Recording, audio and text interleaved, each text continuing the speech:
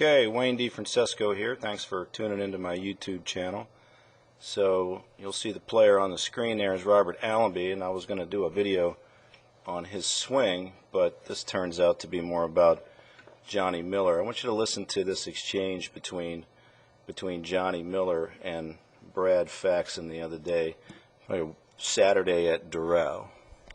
And we go to 14. Here's Allenby's second shot from 202 yards. It's the same distance Padraig had. You know, Johnny, Allenby, I think his swing, I think his rotation of his upper body through the ball, how he keeps the club face so square for so long, it's as good as anybody that plays. The only thing I don't like about his swing is when he gets on the ball, instead of chasing down the line a little like Tiger or the great ball strikers, even Trevino, he sort of comes in. He doesn't extend out on it. But it does create a lot of whip. Come on, we get it. The way he swings. This is going to miss right, I believe. Down that hill. Yeah, I'm glad I am off to the right. That's a tough place to get up and down from, but he can putt it or belly it up there somehow. Not far off. Let's take a look at his swing again and see what we're talking about. He's in good shape there. Got a big, huge amount of lateral movement into it. But you can see how right there, it looks a little awkward right there. It looks like he's not extending out, if you can see that, folks. But he's a good ball striker. I don't want to say he isn't. But that's the only thing I'd tell him if I was giving him a lesson. All right, so thank goodness Johnny's not giving Robert Allenby a lesson, because the chances are he wouldn't be playing so good. Now, let's take a look at Allenby's swing for a second. If you listened to what Faxon said, which Johnny obviously didn't, Brad made the point that Robert's got great upper body rotation through the ball. Now, this is a swing that I took from the Pennsylvania Classic back in 02 or 03. Watch Allenby's head rotate. Look at the bill of his cap rotate forward, a la David Duval, a la Annika Sorenstam. But what allows his upper body rotation is the free movement of his neck along with his shoulders. And then if the view from behind, while certainly not a classic on-plane move, when he gets forward and through, look at his head turn more in the direction that his shoulders are turning, or even more level than that with his eyes.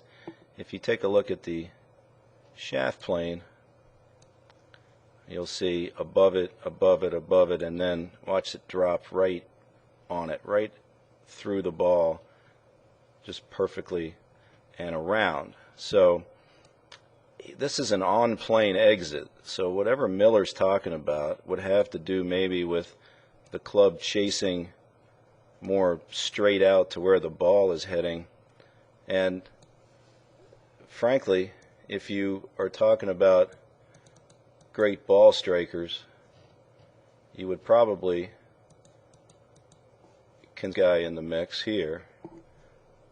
So this is a swing that I've used quite a bit, and if you watch Hogan come through the ball, watch where the club goes. Well, you can see the shaft go under the plane and the club whip around left and come out even lower than Allenby does. So I don't know what he's talking about, chasing down the line. That's just something that Miller's got stuck in his head. So the things that Miller says sometimes just, I mean, they're so irritating. So Faxon makes two great points, the one about the upper body rotation, and then when he says that, you know, it allows Allen to keep club on the club face square longer. And he's absolutely right, because when a club goes around more, the face closes more gradually. When the club comes in more, say it would come in more vertically and exit more vertically, the face would have to toe down much faster than it would if it comes in shallow and goes around to the left. Of course, Johnny's busy saying it's awkward. You know, Allenby doesn't have the classic straight left leg through the ball. He keeps his knees bent. But, you know, when Miller says he just sort of comes in on it, and he doesn't extend out or chase down the line like the great ball strikers. What's he talking about?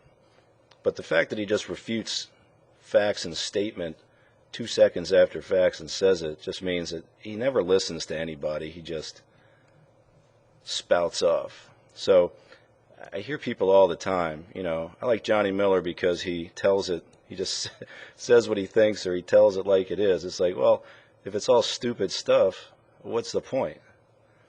I mean, I think Roger Maltby puts up with him because of all the brain damage that he incurred in the 60s and 70s, and Mark Roffing, the travel guide, probably has a shrine to Miller in his basement. But,